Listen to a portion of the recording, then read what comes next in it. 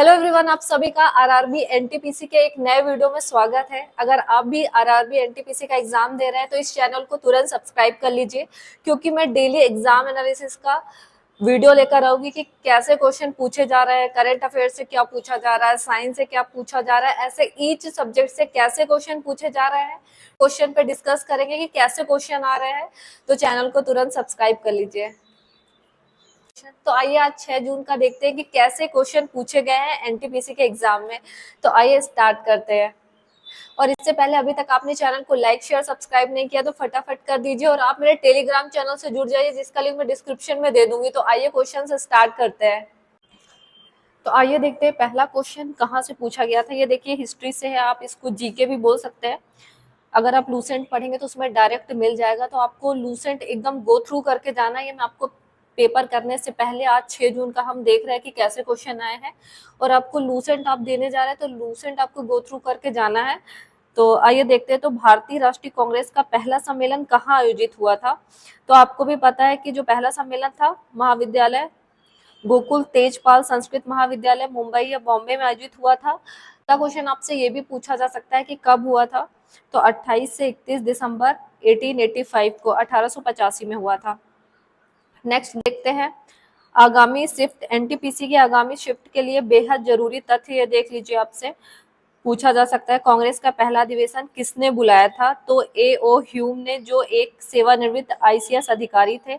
ये आप देख सकते हैं क्योंकि सेम टॉपिक से रिपीट हो सकते हैं क्वेश्चन। नेक्स्ट क्वेश्चन है इसमें, इस अधिवेशन में कुल कितने प्रतिनिधि शामिल हुए थे। तो 72 प्रतिनिधि शामिल हुए थे। वेरी वेरी इंपॉर्टेंट है। अगला है कांग्रेस के पहले अध्यक्ष कौन बने थे। तो डब्ल्यू.सी. बनर्जी बने थे, व्योमेश चंद्र बनर्जी बने थे पहले। इस सम्मेलन का मुख्य उद्देश्य क्या था। तो इसका ब्रिटिश सरकार को भारतीयों की समस्याएं शांति से बताना और सुधारों की मांग करना था।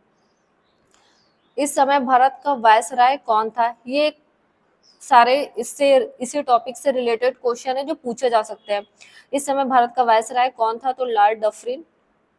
नेक्स्ट है गोकुल तेजपाल महाविद्यालय कहाँ स्थित है। मुंबई, तब पहले बॉम्बे कहा जाता था। जो भी ऑप्शन में रहे वैसे आपको लगाना है। Very very important, safety valve theory किससे जुड़ी हुई है। तो ए.ओ. ह्यूम द्वारा शुरू की गई इस थ्योरी का मकसद था युवाओं के असंतोष को शांति से बाहर निकालना ताकि विद्रोह ना हो। 74वां संविधान संशोधन किससे संबंधित है। तो आपको पता है कि 74वां जो संविधान संशोधन है नगर पालिकाओं से संबंधित है, और इसको नगर पालिका अधिनियम भी बोला जाता है। यह संशोधन 1 जून 1993 को लागू हुआ था, और इससे संबंधित प्रावधान देख लेते हैं। संविधान के भाग 9A में नगर पालिकाओं का से संबंधित प्रावधान है। अगर यही पंचायत का पूछे तो भाग 9 में पंचायत है, और 9A में नगर पालिकाओं से संबंधित प्रावधान है। अब अगला क्वेश्चन है कि इस संशोधन के तहत कौन कौन से नगर निकाय बनते हैं। तो नगर पालिका के अंदर नगर निगम है, तो नगर निगम है, नगर परिषद है, नगर पंचायत है, ये सारे आते हैं। नेक्स्ट है, इस संशोधन का मुख्य उद्देश्य क्या था। शहरी स्थानीय स्वशासन को संवैधानिक दर्जा देना और उनकी स्वायत्तता सुनिश्चित करना। कुल कितने अनुच्छेद जोड़े गए हैं। 243 पी से 243 जेड जी तक जोड़े गए हैं। ये नगर पालिकाओं से संबंधित है। ओके। शहरी स्थानीय निकायों का कार्यकाल कितना होता है। तो ये 5 वर्ष होता है। ये सारे क्वेश्चन वेरी वेरी इंपॉर्टेंट है। आपको सीधे लड्डू क्वेश्चन है देखने को मिल जाएंगे। क्या महिलाओं को आरक्षण मिला था। हाँ, 33% आरक्षण महिलाओं के लिए निर्धारित किया गया था। 72वां और 73वां संशोधन किससे संबंधित है। 72वां मिजोरम से जुड़ा हुआ है, और 73वां पंचायती राज व्यवस्था ग्रामीण निकाय से संबंधित है। अब आगे देखते हैं एक लाइन में फैक्ट। 73वां गांव की पंचायत है, पंचायत से संबंधित है। 74वां शहर की नगर पालिका से संबंधित है। एनटीपीसी में 73वां और 74वां बार बार पूछे जाते हैं, कभी कभी कार्यकाल, कभी महिला आरक्षण, तो कभी भाग या अनुच्छेद नंबर के रूप में क्वेश्चन आते हैं। ये आप लोग अच्छे से देख लेना। चुनाव से संबंधित प्रश्न आइए देख लेते हैं जो पॉलिटी से पूछे गए हैं। म्युनिसिपैलिटीज के चुनाव किसके द्वारा कराए जाते हैं। तो ऑप्शन आप देख लीजिए, राज्यपाल, राज्य निर्वाचन आयोग, भारत का निर्वाचन आयोग या नगर पालिका अध्यक्ष। तो इसका सही उत्तर है राज्य निर्वाचन आयोग। राज्य निर्वाचन आयोग का उल्लेख संविधान में कहाँ है? तो 243 के में है राज्य निर्वाचन आयोग का प्रावधान। राज्य निर्वाचन आयोग क्या करता है? यह पंचायती राज संस्थाओं और नगर पालिकाओं के चुनाव स्वतंत्र और निष्पक्ष रूप से कराता है। अगला क्वेश्चन है, राज्य निर्वाचन आयुक्त की नियुक्ति कौन करता है? तो राज्यपाल के द्वारा की जाती है। नेक्स्ट है, राज्य निर्वाचन आयोग की शक्तियां किस पर लागू होती है? नगर पालिकाओं पर लागू होती है और पंचायती राज संस्थाओं पर लागू होती है। अगर एक क्वेश्चन आया है और उससे रिलेटेड आप 10 क्वेश्चन कर लेते हैं तो मुझे लगता है कि आपको कुछ भी पढ़ने की जरूरत नहीं है। अगर आप डेली एनालिसिस ही देखते जाएंगे तो आपको जाके वहां ये सारे क्वेश्चन मिलेंगे एग्जाम में, तो इसलिए आप चैनल को सब्सक्राइब कर ही लेना। भारत निर्वाचन आयोग किसके लिए होता है भारत का? तो लोकसभा, राज्यसभा, विधानसभा और राष्ट्रपति या उपराष्ट्रपति के चुनाव के लिए। राज्य निर्वाचन आयोग को हटाने की प्रक्रिया क्या? इसे केवल राज्यपाल ही हटा सकते हैं और वही कारण बताएंगे। याद रखने वाली ट्रिक देख लीजिए, लोकसभा और विधानसभा का जो होगा वो भारत का निर्वाचन आयोग कराता है और पंचायत या नगर पालिकाओं का राज्य निर्वाचन आयोग कराता है। अब आ जाते हैं साइंस से, देख लीजिए साइंस से क्वेश्चन का क्या लेवल था। अब साइंस से क्वेश्चन देख लेते हैं, पेट की एसिडिटी को कम करने के लिए घरेलू उपाय कौन सा है? तो बेकिंग सोडा को पानी में मिलाकर पीना, तुलसी के पत्ते चबाना, तेज चाय पीना या ठंडा दूध पीना। पेट की एसिडिटी, जो गैस पेट में बन जाती है, डेली रूटीन में आप भी इससे अवगत होंगे। तो आइए देख लेते हैं। तो बेकिंग सोडा को पानी में मिलाकर पीना। आप इनो पीते होंगे जब आपको एसिडिटी हो जाती है, तुरंत राहत के लिए। महत्वपूर्ण तथ्य, इंपॉर्टेंट फैक्ट देख लेते हैं। बेकिंग सोडा सोडियम बाइकार्बोनेट एक क्षारीय पदार्थ होता है जो कि पेट के एसिड को न्यूट्रल करता है। इसका असर तुरंत होता है। यह एक बहुत ही आम घरेलू उपाय है। पेट की जलन, अपच और गैस में भी राहत देता है। ट्रिक याद रखने की, एसिड से राहत चाहिए तो बेकिंग सोडा वाला पानी सबसे बढ़िया उपाय है। आप ऐसे याद रख सकते हैं। अब आगे देख लेते हैं कैसे क्वेश्चन पूछे जा रहे हैं। निम्नलिखित में से कौन सा कोल्ड बूटिंग और वार्म बूटिंग के बीच सही अंतर दर्शाता है? कंप्यूटर से क्वेश्चन आ गया है। कोल्ड बूटिंग में कंप्यूटर को स्लीप मोड से जगाया जाता है, जबकि वार्म बूटिंग में शटडाउन के बाद चालू किया जाता है। अगला ऑप्शन है, कोल्ड बूटिंग हार्डवेयर को प्रभावित करता है, जबकि वार्म बूटिंग जो है केवल सॉफ्टवेयर को करता है। कोल्ड बूटिंग का मतलब कंप्यूटर को पहली बार या पूरी तरह बंद होने के बाद चालू करना होता है, जबकि वार्म बूटिंग का मतलब पहले से चालू सिस्टम को रीस्टार्ट करना होता है। सही उत्तर इसका सी ही है। ये आपका सही उत्तर है। इसको एक बार और देख लीजिए आप। नेक्स्ट अब अगला देखते हैं, इससे रिलेटेड फैक्ट देख लीजिए। महत्वपूर्ण तथ्य, important fact for NTPC. Cold booting क्या होता है? ये अगर इसको आप देख लेंगे तो आपसे कोई भी क्वेश्चन आएगा बन जाएगा इससे रिलेटेड। कोल्ड बूटिंग क्या है? इसको हार्ड बूटिंग भी बोलते हैं। तब होता है जब कंप्यूटर को एकदम बंद हालत से चालू किया जाता है। तो कोल्ड बूटिंग को हार्ड बूटिंग भी कहा जाता है, ये भी देख लीजिए। फिर वार्म बूटिंग क्या है? इसको सॉफ्ट बूटिंग भी बोला जाता है। यह तब होता है जब कंप्यूटर पहले से चालू है और उसे रीस्टार्ट किया जाता है। ये टॉपिक कंप्यूटर अवेयरनेस में बहुत ही बार दोहराया गया है। याद रखने की ट्रिक देख लीजिए। कूल मतलब है न्यू स्टार्ट, मतलब कोल्ड बूटिंग। वार्म का मतलब है दोबारा चालू करना, वार्म बूटिंग। एनटीपीसी आने वाली शिफ्ट के लिए जरूरी कंप्यूटर के टॉपिक क्या है? Booting concept, software versus hardware difference, restart versus shutdown. ये देख लीजिए, ये आ गया आपका एनसीईआरटी से डायरेक्ट क्वेश्चन आया है। ये 16(1) पाए जाते हैं डैश, कहाँ पाए जाते हैं? तो इसका सही उत्तर है पश्चिमी घाट में पाए जाते हैं। ये क्वेश्चन आपको एनसीईआरटी में डायरेक्ट मिलेगा और मैं जो आगे एमसीक्यू भी करवाऊंगी वो भी सारे एनसीईआरटी बेस्ड ही होंगे। तो आपको करना कुछ नहीं है, एक बार आप कुछ भी काम कर रहे हो या लेटे हो, आपको बस एक बार फटाफट देख लेना है। तो 16(1) से रिलेटेड इंपॉर्टेंट फैक्ट देख लेते हैं। जो 16(1) है ये भारत के पश्चिमी घाट में पाए जाने वाले विशिष्ट उष्णकटिबंधीय माउंटेन फॉरेस्ट है। फिर 16 वन अक्सर छोटे पेड़ों और झाड़ियों के साथ ऊंचे ऊंचे घास के मैदानों के बीच स्थित होते हैं। नेक्स्ट पॉइंट है जैव विविधता। ये वन अपनी समृद्ध जैव विविधता के लिए जाने जाते हैं और कई स्थानिक या एंडेमिक प्रजातियों का घर है। इंपॉर्टेंस देख लेते हैं। 16 वन जल संरक्षण और मिट्टी की उर्वरता बनाए रखने में महत्वपूर्ण भूमिका निभाते हैं। फिर आ गया आपका करंट अफेयर से क्वेश्चन। भारतमाला प्रोजेक्ट के अंतर्गत अंतरराष्ट्रीय कनेक्टिविटी के लिए कुल कितनी किलोमीटर लंबी अंतरराष्ट्रीय संपर्क सड़कें बनाई जा रही हैं? तो 2000 किलोमीटर इसका राइट आंसर है। अब बाकी ये सारी चीजें देख लेते हैं कि क्या कैसा है। भारतमाला परियोजना यह भारत सरकार की एक महत्वाकांक्षी परियोजना जिसका उद्देश्य पूरे देश में सड़कों के बुनियादी ढांचे को मजबूत करना। इसका उद्देश्य क्या देख लेते हैं। मुख्य रूप से लॉजिस्टिक्स दक्षता बढ़ाना, सीमावर्ती क्षेत्रों की कनेक्टिविटी में सुधार करना और व्यापार को बढ़ावा देना। ये सारी चीजें आप लगा लेते हैं, आपके सामने आता तो, पर एक बार देख लीजिए। कुल लंबाई भारतमाला परियोजना के तहत कुल 5300 किलोमीटर सड़कों का निर्माण सीमा और अंतरराष्ट्रीय कनेक्टिविटी के लिए किया जा रहा है। विभाजन देख लेते हैं।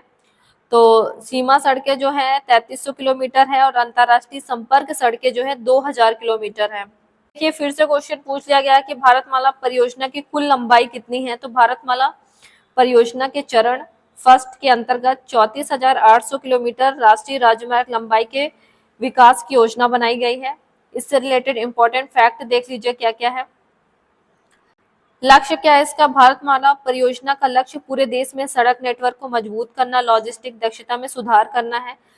चरण फर्स्ट में प्रगति देख लेते हैं। 26,418 किलोमीटर निर्माण के लिए आवंटित किए जा चुके हैं, जो कुल लक्ष्य का 76% है। निर्मित लगभग 15,549 किलोमीटर का निर्माण पूरा हो गया है अभी तक।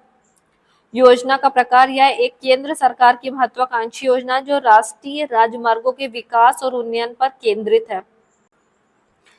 प्रमुख घटक इसमें क्या है। आर्थिक गलियारे, फीडर मार्ग, अंतरराष्ट्रीय कनेक्टिविटी सड़कें, तटीय बंदरगाह कनेक्टिविटी सड़कें और ग्रीनफील्ड एक्सप्रेसवे शामिल है। आपका ज्यादा टाइम वेस्ट ना हो इसलिए मैं बहुत जल्दी जल्दी करा रही हूँ, तो टंग स्लिप हो जाए तो बुरा मत मानना। नोडल मंत्रालय है सड़क एवं परिवहन और राजमार्ग मंत्रालय, ministry of road transport and highways इस परियोजना का नोडल मंत्रालय है। नेक्स्ट देखते हैं क्या क्वेश्चन पूछा गया है। रेल बजट को किस वर्ष से आम बजट या यूनियन बजट में शामिल कर लिया गया है। तो 2017 से शामिल किया गया है। ये महत्वपूर्ण तथ्य देख लेते हैं। मर्ज कब किया गया है। तो इसे 2017 में किया गया है आम बजट के साथ। यह फैसला 92 साल पुरानी परंपरा को खत्म करते हुए लिया गया था। सॉरी, क्योंकि रेल बजट 1924 से अलग से पेश किया गया था।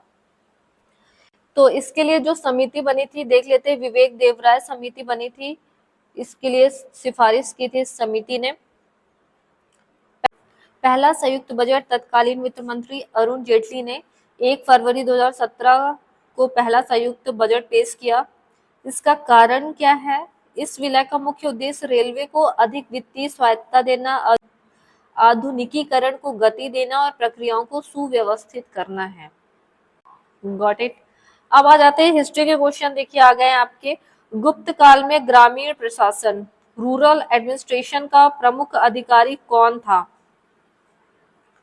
तो इसमें इसका जो आंसर है वो होगा ग्रामिक था। और फैक्ट देख लेते हैं। ग्रामिक क्या था। गुप्त काल में गांव के मुखिया या ग्रामीण प्रशासन के प्रमुख अधिकारी को ग्रामिक कहा जाता था। वह गांव के प्रशासनिक और न्याय संबंधी कार्यों को देखता था। अन्य अधिकारी कौन कौन से थे ये भी देख लीजिए। विषयपति, विषयपति कौन होता था। ये सारे क्वेश्चन आपको लूसेंट में भी दिख जाएंगे और एनसीईआरटी बेस्ड क्वेश्चन है, आप एनसीईआरटी भी पढ़ते हो तो उसमें भी मिल जाएंगे। यह विषय आधुनिक जिले के समान प्रमुख अधिकारी होता था। महासंधि विग्रहिक, ये युद्ध और शांति के मामलों का प्रभारी होता था, एक तरह से विदेश मंत्री होता था ये। दंडपाशिक कौन होता था। पुलिस विभाग का प्रमुख दंडपाशिक होता था, याद कर लीजिए।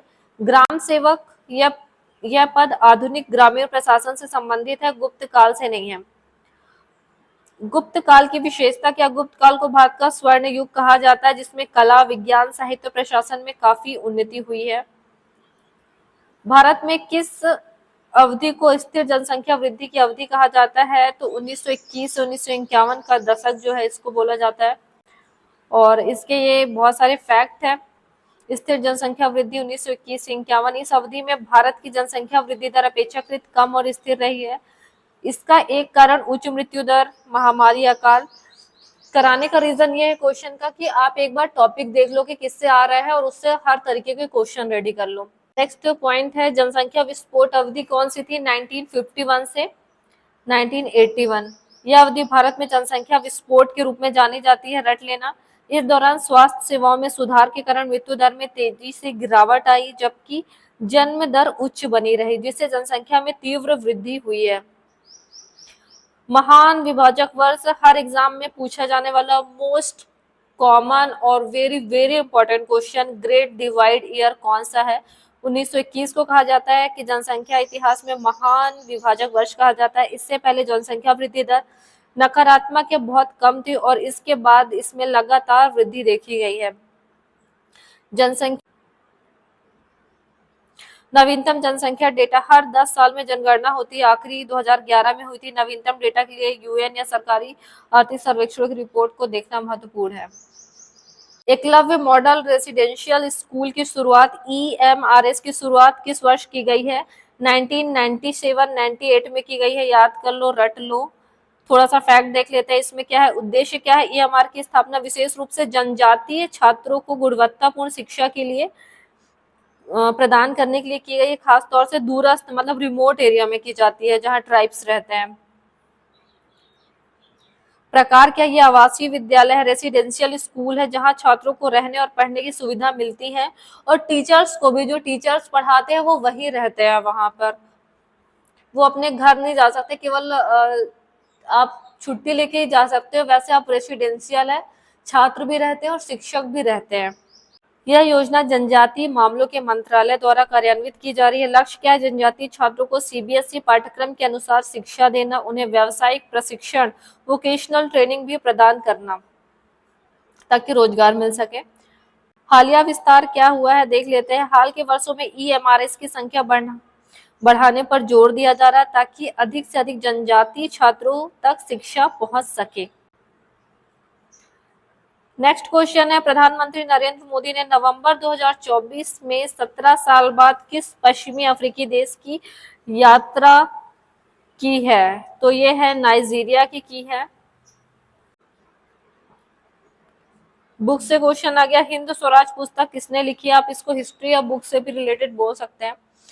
तो हिंद स्वराज ये महात्मा गांधी ने ये बुक लिखी है, महात्मा गांधी जी की बुक है। अब देख लेते हैं थोड़ा सा फैक्ट, हिंद स्वराज महात्मा गांधी ने पुस्तक 1909 में गुजराती भाषा में लिखी थी। हिंद स्वराज गुजराती भाषा की बुक है जब वे इंग्लैंड से दक्षिण अफ्रीका लौट रहे थे।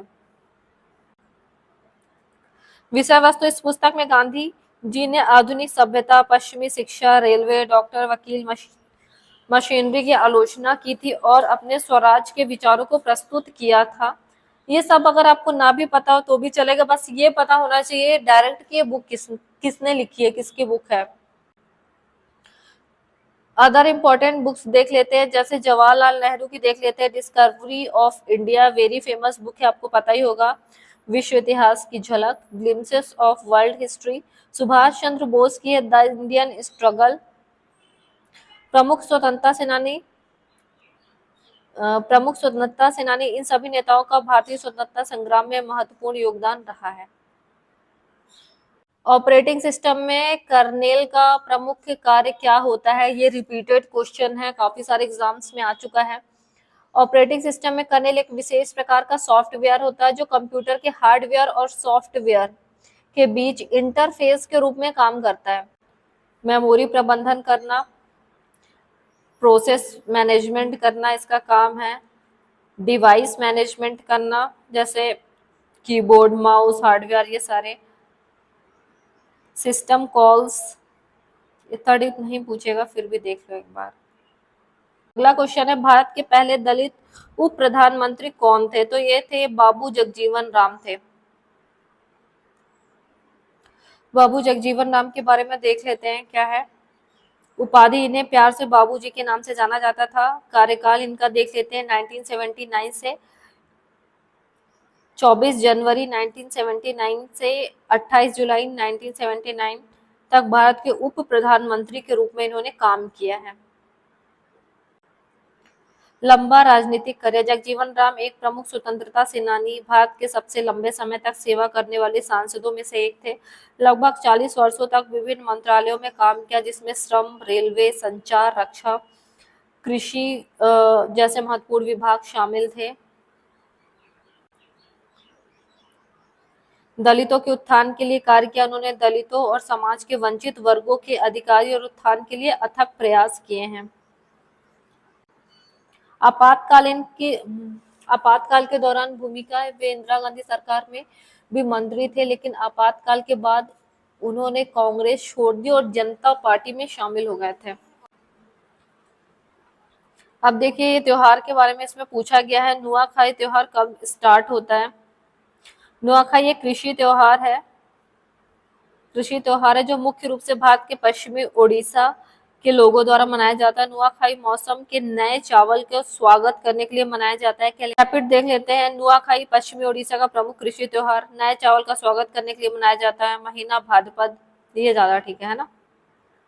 तिथि शुक्ल पक्ष पंचमी, गणेश चतुर्थी के अगले दिन। नुआखाई जुहार भी बोला जाता है इसे।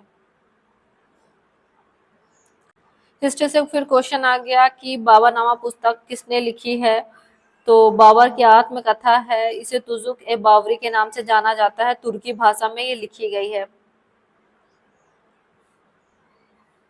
तो बाबर ने लिखी है बाबरनामा, क्योंकि बाबर की आत्मकथा है।